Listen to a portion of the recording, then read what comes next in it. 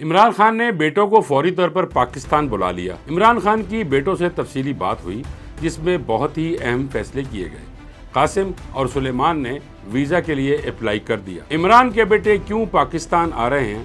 ویزے نہ ملنے کی صورت میں پلان بی کیا ہوگا؟ عمران خان پر ڈیل کرنے اور یورپ جانے کی خواہش کے الزام میں کتنی صداقت ہے؟ احتجاج سے صرف 2 دن پہلے ڈیل کی خبریں منظر عام پر لانے کی مقصد کیا؟ جیل میں 10 قیدیوں کی ہیپاٹائٹس اور عمران خان کو ایسے مریضوں کے ساتھ رکھنے کی کہانی کیا ہے؟ ایرانی صدر کی پاکستان آنے کا اصل مقصد کیا ہے؟ ایک جانب ایران اور چائنا، دوسری جانب امریکہ پاکستان کیا کرنے جا رہا ہے؟ مارکیٹ سے چینی کیسے غائب ہو گئی؟ حکومت کے ساتھ مذاکرات، پھر بھی چینی دستیاب نہیں۔ قائمہ کمیٹی میں چینی مل مالکان کی تفصیل کیوں نہیں دی گئی؟ کون سا مافیا ہے جو حکومت سے بھی تگڑا ہے؟ ساری تفصیلات آج کے ولاگ میں بتائیں گے۔ ویڈیو کو اینڈ تک دیکھیں اور اگر ابھی تک چینل سبسکرائب نہیں کیا تو کر لیں۔ السلام علیکم ناظرین، میں ہوں نعیم خان اور آپ دیکھ رہے ہیں میرا ڈیجیٹل چینل۔ آج کا ویلاگ بہت اہم اور خاص طور پر پی ٹی آئی ورکرز کے لیے اس میں بہت سی اہم خبریں ہیں۔ سب سے پہلے بات کرتے ہیں اس دعوے کی جو وزیر مملکت برائے قومی ثقافت و ورثہ حذیفہ رحمان نے ایک تہلکہ خیز انکشاف کیا۔ ان کا دعویٰ ہے کہ پاکستان تحریک انصاف کے بانی عمران خان نے خود ملک سے باہر جانے کی درخواست کی تھی، وہ بھی باقاعدہ پیشکش کے ساتھ کہ اگر کسی قسم کی ڈیل ممکن ہو تو انہیں برطانیہ یا یورپی ممالک میں بھیج دیا جائے۔ یہ بات حیران کن اس لیے ہے کہ عمران خان بار بار خود کو سازش کا شکار اور زبردستی جلاوطی کرنے کی کوشش کا دعویٰ کرتے آئے ہیں، مگر وزیر مملکت کا کہنا ہے کہ اصل میں پہل خود خان صاحب کی طرف سے ہوئی۔ حذیفہ رحمان کا کہنا تھا کہ برطانوی حکومت نے اس معاملے میں باضابطہ آمادگی بھی ظاہر کی تھی، مگر حکومت پاکستان اور اسٹیبلشمنٹ نے یہ پیشکش مسترد کر دی۔ ان کے بقول حکومت نے اخلاقی ظرف کا مظاہرہ کرتے ہوئے اتنے عرصے تک یہ حقیقت خفیہ رکھی، لیکن اب وقت آ گیا ہے کہ قوم کو اصل حقائق سے آگاہ کیا جائے۔ انہوں نے یہ بھی دعویٰ کیا کہ اس گفتگو کے ثبوت اور ریکارڈنگز موجود ہیں اور اگر ضرورت پڑی تو وہ منظر عام پر لائے جا سکتے ہیں۔ دوسری جانب اڈیالہ جیل سے بھی خبریں آ رہی ہیں، جہاں توشہ خانہ 2 کیس کی سماعت جاری ہے۔ عمران خان اور ان کی اہلیہ بشرا بی بی عدالت میں پیش ہوئے، جہاں نیب افسر آفتاب احمد کا بیان قلم بند ہوا اور مزید گواہان کو اگلی سماعت کے لیے طلب کر لیا گیا ہے۔ اس سماعت کے دوران عمران خان نے صحافیوں سے غیر رسمی گفتگو میں تصدیق کی کہ 1.5 گھنٹے کی طویل فون کال کے ذریعے ان کے اپنے بیٹوں سے بات کرائی گئی۔ یہی نہیں، عمران خان نے بتایا کہ جیل میں اب ان کو اخبارات اور ٹی وی کی سہولت بھی حاصل ہے۔ انہوں نے واضح کیا کہ ان کے بیٹے سیاست یا کسی احتجاجی تحریک کا حصہ نہیں بنیں گے، بلکہ صرف والد سے ملاقات کے لیے پاکستان آئیں گے۔ دلچسپ پہلو یہ ہے کہ عمران خان کے بچوں کا نائکوپ گم ہونے کا معاملہ بھی خبروں کی زینت بنا، اور علیمہ خان نے بتایا کہ سفارت خانے سے رجوع کرنے کے باوجود کوئی واضح جواب نہیں دیا گیا، حتیٰ کہ ٹریکنگ نمبر ہونے کے باوجود درخواست غائب بتائی جا رہی ہے۔ اس حوالے سے جب علیمہ خان سے سوال کیا گیا کہ کیا عمران خان کے بیٹے پاکستان آ رہے ہیں تو انہوں نے بتایا کہ بانی پی ٹی آئی کے بچوں کے پاس اوورسیز پاکستانیوں کے لیے جاری کیا جانے والا شناختی کارڈ یعنی نائکوپ تھا، لیکن وہ گم ہو گیا ہے۔ علیمہ خان نے کہا کہ بچوں نے نئے نائکوپ اور ویزے کے لیے درخواست دی ہے، مگر حیران کن طور پر سفارت خانے نے کہا ہے کہ انہیں ایسی کوئی درخواست موصول نہیں ہوئی۔ علیمہ خان نے کہا کہ میرے پاس بچوں کی دی گئی درخواست کا ٹریکنگ نمبر موجود ہے۔ ایک دوست نے پاکستانی سفیر سے رابطہ کیا تو انہوں نے کہا کہ وزارت داخلہ سے اجازت لینی ہوگی۔ میں نے انہیں کہا کہ اجازت جس سے بھی لینی ہو محسن نقوی سے لے لیں۔ کل خبر آئی کہ وزارت خارجہ ویزا دے دے گی۔ اب ایمبیسڈر صاحب کسی سوال کا جواب نہیں دے رہے۔ ہم منگل کے دن ملاقات کے لیے جائیں گے۔ یہ حکومت عمران خان کے بیٹوں کو کیوں نہیں آنے دے گی؟ ان کو ویزا دینا پڑے گا۔ ناظرین، میرا نہیں خیال کہ عمران خان کسی بھی قسم کے ڈیل کا سوچ سکتے ہیں۔ ان کی سیاسی زندگی اور بیانیہ ہمیشہ اسٹیٹس کو سے ٹکرانے پر مبنی رہا ہے۔ جو حالیہ بیانات وزیر مملکت حذیفہ رحمان کی جانب سے سامنے آئے ہیں وہ بظاہر ایک منظم حکمت عملی کا حصہ لگتے ہیں، جس کا مقصد صرف اور صرف 5 اگست کو عمران خان کی جانب سے ممکنہ تحریک یا سیاسی اعلان کو کمزور کرنا ہے۔ ان بیانات کا وقت، انداز اور تفصیلات سب اس بات کی طرف اشارہ کرتے ہیں کہ اصل ہدف عمران خان کا سیاسی امیج نہیں بلکہ عوامی حمایت کو متاثر کرنا ہے۔ حکومت بخوبی جانتی ہے کہ اگر 5 اگست کو عمران خان کوئی مؤثر پیغام یا تحریک کا آغاز کرتے ہیں تو وہ دوبارہ عوامی توجہ کا مرکز بن سکتے ہیں۔ اسی لیے ایک مخصوص وقت پر ڈیل کی کہانیاں مارکیٹ میں پھینکی جا رہی ہیں تاکہ عمران خان کے بیانیے کو مشکوک بنایا جا سکے، مگر حقیقت یہ ہے کہ عمران خان کا سیاسی مزاج اور ماضی کا رویہ کسی بھی قسم کی خفیہ مفاہمت کو رد کرتا ہے، اور عوام بھی ان سیاسی چالوں کو پہچان چکے ہیں۔ دوسری جانب ایرانی صدر پاکستان پہنچ چکے ہیں۔ ایرانی صدر اپنے اعلیٰ سطحی وفد کے ہمراہ 2 روزہ دورے پر لاہور پہنچے، جہاں ان کا پرتپاک استقبال وزیر اعلیٰ پنجاب مریم نواز اور مسلم لیگ نون کے قائد نواز شریف صاحب نے کیا۔ لاہور ایئرپورٹ پر دونوں ممالک کے پرچموں اور ریڈ کارپٹ نے اس دورے کی اہمیت کو اجاگر کیا، جبکہ مزار اقبال پر ایرانی صدر کی حاضری نہ صرف علامتی عقیدت کا اظہار تھا، بلکہ یہ اس پیغام کی بھی عکاسی کرتا ہے کہ تہران اور اسلام آباد کے درمیان تعلقات اسلامی ورثے اور فکری ہم آہنگی پر بھی قائم ہیں۔ ناظرین، پاکستان اور ایران کے درمیان تعلقات ہمیشہ سے مذہبی، جغرافیائی اور ثقافتی بنیادوں پر استوار رہے ہیں، مگر حالیہ عالمی و علاقائی تبدیلیوں نے ان تعلقات کو ایک نئی سطح پر پہنچا دیا ہے۔ ایران کے نو منتخب صدر ڈاکٹر مسعود پزشکیان کا پاکستان کا پہلا سرکاری دورہ اسی بدلتے ہوئے جیو پولیٹیکل ماحول میں ایک اہم موڑ کی حیثیت رکھتا ہے۔ اس دورے کو محض ایک رسمی ملاقات کی بجائے خطے میں طاقتوں کی نئی صف بندی، معاشی اتحاد اور سفارتی توازن کے تناظر میں دیکھنا ناگزیر ہے۔ اس دورے کے دوران ایرانی صدر پاکستان آصف علی زرداری، اسپیکر قومی اسمبلی ایاز صادق اور دیگر اعلیٰ قیادت سے ملاقاتیں شیڈول ہیں، جن میں اقتصادی تعاون، تجارتی مواقع، سرحدی سیکیورٹی اور خطے میں امن و استحکام جیسے اہم معاملات زیر بحث آئیں گے۔ ناظرین، ایران کا ہدف پاک ایران تجارت کو $10 ارب تک لے جاتا ہے۔ ایران چاہتا ہے کہ وہ بھی پاک چین اقتصادی راہداری کا حصہ بنے، سی پیک، جس سے ایران کو براہ راست یورپی منڈیوں سے جڑنے کا موقع میسر آئے گا۔ یہ نکتہ قابل توجہ ہے کہ یہ دورہ ایسے وقت میں ہو رہا ہے جب پاکستان نے حالیہ ایران اسرائیل کشیدگی میں ایران کی غیر مشروط حمایت کا اعلان کیا، جس نے دونوں ممالک کے تعلقات کو مزید مضبوط کیا۔ پاکستان کا یہ جرأت مندانہ سفارتی موقف نہ صرف ایران بلکہ پوری دنیا میں سراہا گیا، اور اسی پس منظر میں یہ دورہ دونوں ممالک کے درمیان اعتماد، بھائی چارے اور مشترکہ اسٹریٹجک مفادات کی علامت بن کر ابھرا ہے۔ پاکستان نے حالیہ پاک بھارت کشیدگی کے بعد سفارتی سطح پر جس انداز سے امن و استحکام اور تنازع کے حل کے لیے ثالثی کردار ادا کیا، اور ایران اسرائیل کشیدگی میں جس دانش مندی سے توازن برقرار رکھا، اس نے پاکستان کو خطے کا ایک بالغ نظر اور سفارتی طور پر باوقار ملک بنا دیا ہے۔ یہی وجہ ہے کہ عالمی برادری اب پاکستان کو محض ایک جغرافیائی حقیقت نہیں بلکہ ایک فعال اور پرامن کردار ادا کرنے والے ملک کے طور پر دیکھ رہی ہے۔ تاہم اس سارے منظرنامے میں ایک اہم سفارتی چیلنج بھی درپیش۔ پاکستان بیک وقت امریکہ، چین اور ایران جیسے 3 اہم مگر باہمی متضاد مفادات رکھنے والے ممالک کے ساتھ تعلقات رکھتا ہے۔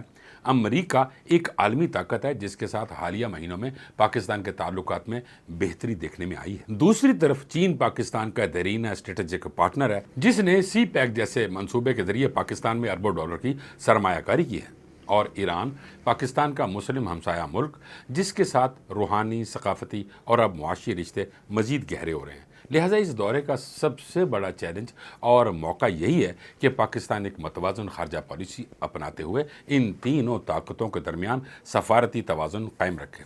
ایران امریکہ تعلقات کشیدہ ہیں، چین اور امریکہ بھی تجارتی اور اسٹریٹجک محاذ آرائی کا شکار ہیں۔ ان حالات میں پاکستان کو انتہائی محتاط اندازے سے آگے بڑھنا ہوگا تاکہ نہ صرف خطے میں امن کا سفیر بن سکے بلکہ اپنی معاشی ترقی کو بھی یقینی بنا سکے۔ مسعود پزشکیان کا حالیہ دورہ پاکستان نہ صرف دونوں ممالک کے درمیان میں ایک نئی روح پھونکنے کا باعث بنے گا بلکہ یہ اس بات کا بھی ثبوت ہے کہ پاکستان اب خطے میں صرف ایک تماشائی نہیں بلکہ ایک متحرک، فیصلہ کن اور قابل بھروسہ سفارتی کھلاڑی بن چکا ہے۔ اگر پاکستان اس موقع کو دانش مندی سے استعمال کرے تو یہ دورہ پاکستان ایران تعلقات کی نئی بلندیوں کی شروعات ثابت ہو سکتی۔ ناظرین، اب کچھ ذکر کرتے ہیں ملک میں جاری چینی بحران کا، جو دن بدن سنگین ہوتا جا رہا ہے۔ حکومت نے چینی کی قیمت $173 فی کلو مقرر کر کے جیسے اپنی ذمہ داری نبھانے کی اداکاری مکمل کر دی، لیکن حقیقت یہ ہے کہ آج لاہور جیسے بڑے شہر کی دکانوں پر بھی چینی نایاب ہو چکی ہے۔ اکبری منڈی جیسے بڑے ہول سیل مرکز میں دکاندار ہاتھ اٹھا چکے ہیں، شوگر ملز چینی فروخت کرنے سے انکاری ہیں، اور پرائس کنٹرول کمیٹیاں صرف کاغذی کارروائی تک محدود ہو کر رہ گئی ہیں۔ یہ پہلا موقع نہیں جب شوگر مافیا نے ریاست کو چیلنج کیا ہو۔ ایک بار پھر وہی پرانا کھیل دہرایا گیا ہے۔ پہلے چینی سستے داموں ایکسپورٹ کی گئی، پھر مارکیٹ میں قلت پیدا کی گئی، اور اب عوام کو مہنگی چینی کھلائی جا رہی ہے۔ رکن قومی اسمبلی ثناء اللہ مستی خیل کا یہ سوال بالکل بجا ہے کہ آخر کن شوگر مل مالکان کو فائدہ پہنچانے کے لیے ایکسپورٹ کی اجازت دی گئی، اور کیوں بار بار ایک ہی مافیا کو کھیل کھیلنے کی اجازت دی جاتی ہے؟ اگر شوگر ملز نقصان میں ہیں تو کیوں نہ وہ عوام کے سپرد کر دی جائیں؟ حکومت نے نومبر میں شوگر ملز کے دباؤ پر 7.5 لاکھ ٹن چینی ایکسپورٹ کرنے کی اجازت دی، اس وعدے پر کہ قیمت 145 روپے فی کلو سے نہیں بڑھے گی، لیکن جیسے ہی ایکسپورٹ شروع ہوئی قیمتوں کا جن بے قابو ہو گیا اور آج 200 روپے فی کلو پہنچ چکی ہے۔ سوال یہ ہے کہ کیا حکومت نے جان بوجھ کر آنکھیں بند کی یا پھر مافیاز کے ساتھ خفیہ سمجھوتے کیے؟ اگر حکومت واقعی سنجیدہ ہوتی تو شوگر مل ایڈوائزری بورڈ جیسے اداروں میں عوامی نمائندوں کو شامل کیا جاتا، نہ کہ صرف سرمایہ دار طبقے کے مفادات کو تحفظ دیا جاتا۔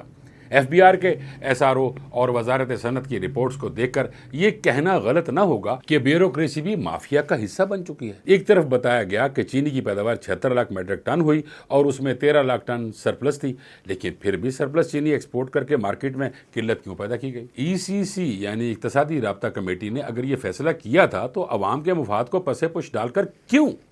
جب بحران بڑھا تو نائب وزیر اعظم اسحاق ڈار نے 165 روپے فی کلو کی حد مقرر کی، لیکن عمل درآمد کون کرائے گا؟ دکاندار اور شوگر ملز سر عام حکم بدولی کر رہے ہیں اور حکومت صرف بیانات تک محدود ہے۔ کیا یہی ریاست کی ریٹ ہے؟ کیا یہی ہے عوامی خدمت کا وعدہ؟ اس ساری صورتحال میں فائدہ صرف اور صرف شوگر مل مالکان کو ہوا جو ہر 1 روپے قیمت بڑھا کر اربوں کماتے ہیں۔ کمیٹی اجلاس میں یہ اعتراف بھی کیا گیا کہ 1 روپے اضافے سے مافیا 44 ارب روپے کما سکتا ہے، اور نقصان وہ ہمیشہ عام آدمی کو ہوتا ہے جو 200 روپے فی کلو چینی خریدنے پر مجبور ہے یا پھر خالی ہاتھ لوٹ جاتا ہے۔ چینی کا بحران دراصل نظام کی ناکامی کا آئینہ ہے۔ جب تک ریاست خود کو عوام کا محافظ نہیں بلکہ اشرافیہ کا سہولتکار بنائے رکھے گی، تب تک چینی، آٹا، پیٹرول اور گیس ہر چیز میں یہی کھیل جاری رہے گا۔ ناظرین، اب ذرا کچھ بات کرتے ہیں دریاؤں کی۔ کتنی مستی ہے، کس خوبصورتی سے چل رہے ہیں، کتنا فلڈ ہے یا نہیں ہے، یہ ہم آپ کو آج بتاتے ہیں۔ ناظرین، آج کی جو 12 بجے تک کی گیج ہے اس میں ریورز کی جو صورتحال ہے وہ میں آپ کو بتاتا ہوں۔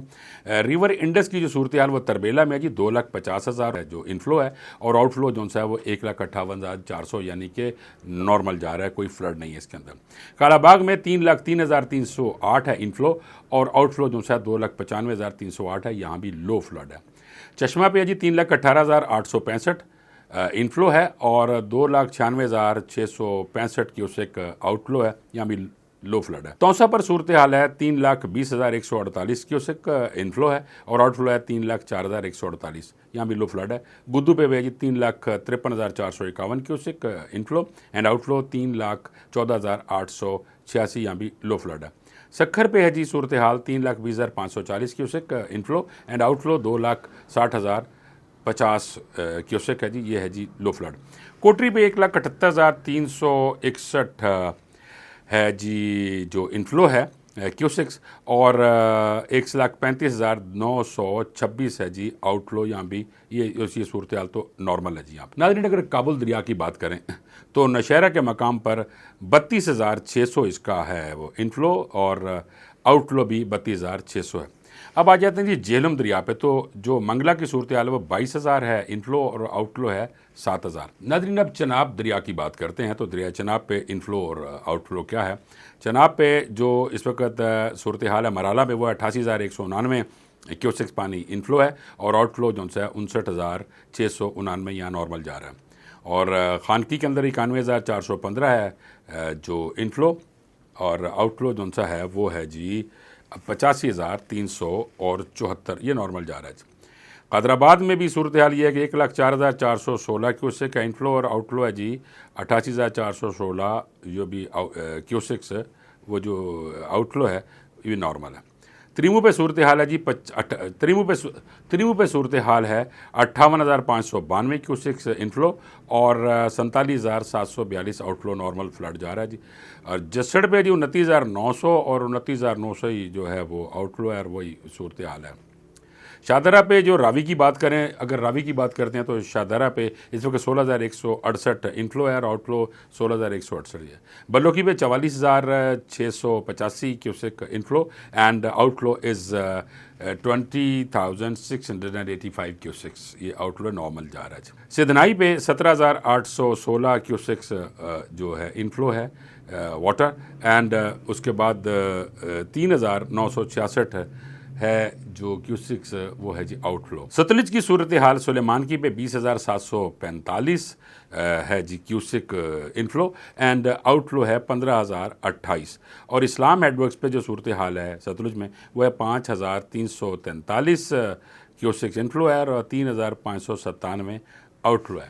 الحمدللہ اس وقت صورتحال بالکل کنٹرول میں ہے اور جو دریا معمول کے مطابق بہہ رہے ہیں، اتار چڑھاؤ تھوڑا تھوڑا ہو رہا ہے۔ اریگیشن ڈپارٹمنٹ کے افسران بہتر کام کر رہے ہیں اور پوری ان کی ٹیم، چاہے کوئی چیف انجینئر ہے یا چاہے کوئی سب انجینئر ہے، سارے بہترین طریقے سے کام کر رہے ہیں، اور یہ میری دعا ہے کہ اللہ پاک ہمیں ان فلڈ سے بچا لے۔ یعنی فلڈز ویسے بھی تو رحمت ہوتے ہیں، لیکن اگر ایکسیپشنلی ہائی فلڈز آ جائیں تو وہ پھر ایک زحمت بن جاتے ہیں، لیکن میں دعا کرتا ہوں کہ اللہ پاک ہمیں اس زحمت سے محفوظ رکھے۔ ناظرین، آج تک کے لیے اتنا ہی، مجھے اجازت دیجیے، پھر حاضر ہوں گے ایک نئے ولاگ کے ساتھ، تب تک کے لیے اللہ نگہبان۔